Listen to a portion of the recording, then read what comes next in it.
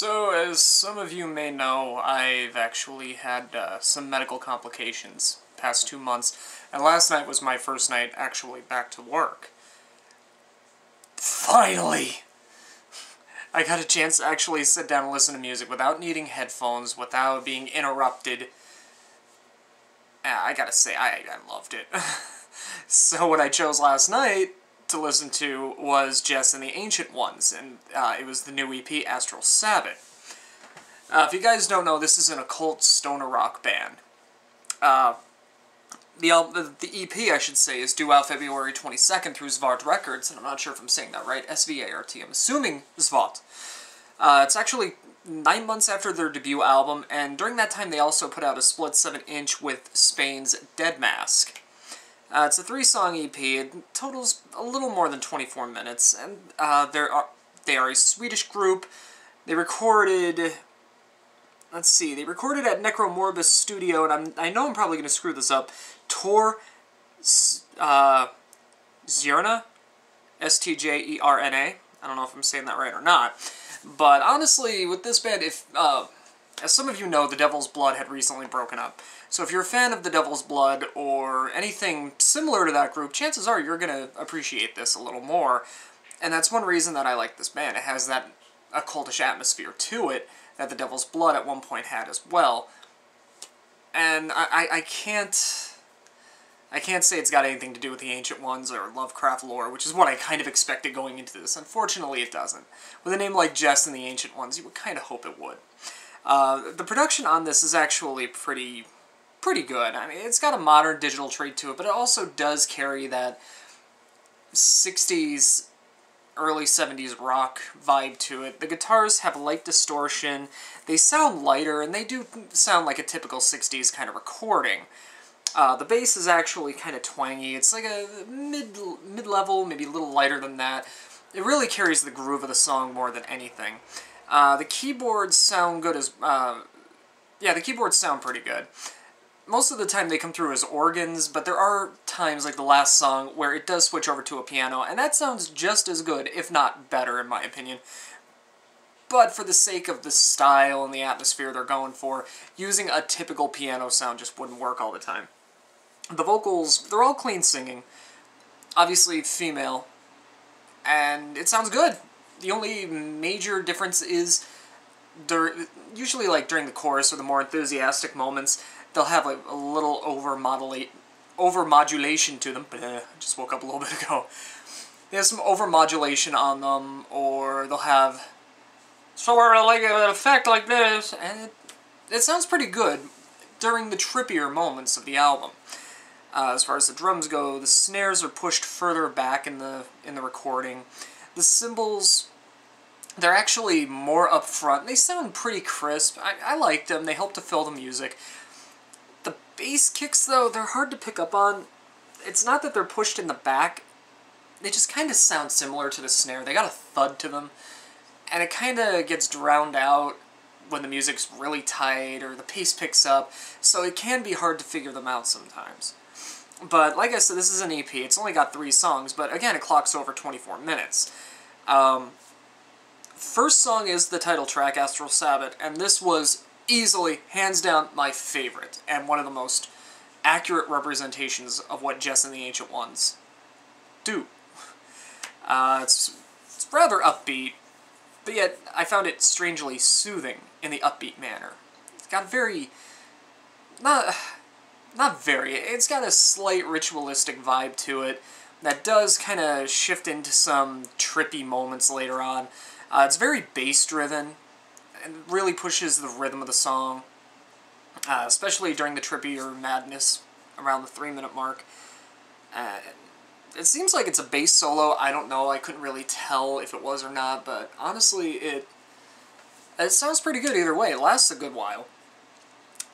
During that, even some areas around it, I felt like I was watching an action film, in a way. Like it was the action score to a James Bond flick, an early James Bond flick.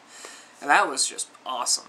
I love that. I was seeing everything around me in that 60s, 70s, not 60s, but 70s grainy film style.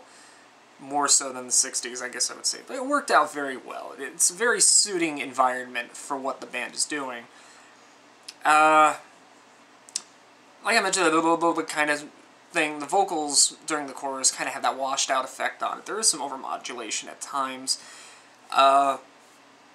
It kind of fuels a drug-influenced madness in some areas, especially in the richer chorus. That's really where things pick up. The modulation does come in with layered vocals, and it really just sounds fantastic. I mean, this is just one hell of a song that you could just sit back and listen to. If you want to get high while listening to it, I assume this is something that will definitely fit right up your alley. And unfortunately, not all the other songs on this can do that. Long and Lonesome Road. It's a cover of the same song by Shocking Blue, a band that was known for their hit Venus. I never heard the song before this. This is actually a pretty good cover, but it really doesn't suit the atmosphere or the style of music that Jess and the Ancient Ones really do try to give off. This is a little more traditional rock. It leaves behind some of the occult elements. It's a little more than 3 minutes. It's slower. The keyboards give it a darker tone, but it's just really not that... Oh, no, I'm sorry. It's darker in general. The keyboards violate that. Sorry, I got that backwards in my mind. The keyboards in this track actually act as like the only source of light in this darker track. Again, it just doesn't suit the actual atmosphere of that was established in the last song. But one thing this EP does go with is variety, because the next track doesn't quite suit it either at times. This one's more emotional, especially in the vocals. There's a lot more enthusiasm behind them. There's more areas that are overmodulated, which just sounds pretty good. It's pretty catchy. Like I said, just a little out of place. It could be empty in spots, just because there's not a lot going on. It's just more of a traditional rock song than anything. I can't say it really stands out, but for a cover, it's pretty good. It's pretty close to the original. I like it. Wasn't all that impressive or that memorable, but it's good. You're still going to enjoy it if you enjoy that style of music, of course. But the last track, more than 15 minutes long, is More Than Living. The start of it's a little deceiving. Actually, it just starts off like a traditional rock offering. Given the last song, it kind of not bleeds in, but it kind of carries the tone from the last song so that it flows smoothly from one to another. Because shortly after that introduction, which is just largely acoustics and pianos, which is what I mentioned earlier about the difference between the organs and the keyboards, things do switch eventually into a sort of a slower occult rock offering. It's in and out between that and mid-tempo music, the mid-tempo usually coming in during the chorus. Another one that's more emotional. The vocals are just really on show throughout the entire song. It's not just in the chorus or towards the end. And that really just made this track a hell of a lot more enjoyable for what it is, especially for the entire 14 minutes. And it flows smoothly from start to finish. I felt there wasn't any filler at all. There were a couple guitar solos, and they were all pretty good, but the ones that really stuck out the most were the slower ones, because they added a little more atmosphere and emotion to the album itself. Usually just suits the tone. It's like 10 minutes and 30 seconds in, if I remember correctly. It just picks up a lot more energy. Out of nowhere. It just really amps up. It's not a high speed, but it's definitely more than just your typical mid-tempo rock song.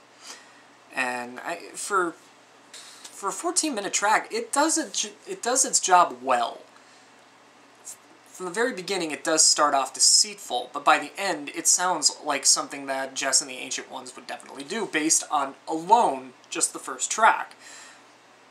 So the entire 14 minutes, I mean, it keeps changing, it offers up variety, and there's a lot going on to keep you entertained, especially with those guitar solos, like I said, and the enthusiasm captured in this song ends up being some of the most impressive compared to the others. Just overall, the album's just really catchy. Some songs are more infectious than others, obviously. Astral Sabbat, hands down the best. Better defines their sound. I felt the atmosphere was pretty varied. Long and Lonesome Road, again, it just doesn't quite fit, and that really ends up being the downer. I don't know. That's the only aspect. Some of the stuff doesn't quite fit what's established in the very beginning. I mean, there is flow from start to finish. It does flow smoothly, except Long and Lonesome Road, but that one has its own quirks to it that do kind of tie things in. Overall, I gotta give it an 8. I mean, I really enjoyed it. I listened to it a good 4 times before I even wrote this, wrote the notes for this review. So yeah, definitely an 8. If you're a fan of occult rock or stoner rock, early 60s, late 70s rock, this is definitely something worth checking out. Bands like The Devil's Blood, if you enjoyed that, you will enjoy this. You know what? Screw it. 8.5. 8.5. That's the definite score I'm going to give it. 8.5. Because, honestly, this is a very impressive EP, especially coming 9 months after their debut album. So, Jess and the Ancient Ones clearly have the drive to do it. And I hate to say it, but with The Devil's Blood gone now, this band is poised to take over the recognition and fame that that band has achieved. So, give them some time, let the band build and grow a little more, though I really don't think there's much more room for growth. I'm really anxious to hear their next full-length album, whenever that's going to be, because I really do think it's going to be one that's going to blow the lid off of the style for a little while. Definitely going to stand out, so make sure you check out Svart Records for this album, or for this EP, I'm sorry. 24 minutes of solid occult and early 60s, early 70s rock, however you want to put it. Definitely an EP worth checking out. Hop online, you could probably find some songs, seeing as the album is due out shortly from the day I recorded this, or the EP is due out shortly from the day I recorded this video. I'm so insistent that this is a full-length album. It felt like it, even though the length really wasn't. So you will get a great deal of appreciation for it. You will go back to it many times over. Solid effort, worth checking out. Make sure you add it to your collection.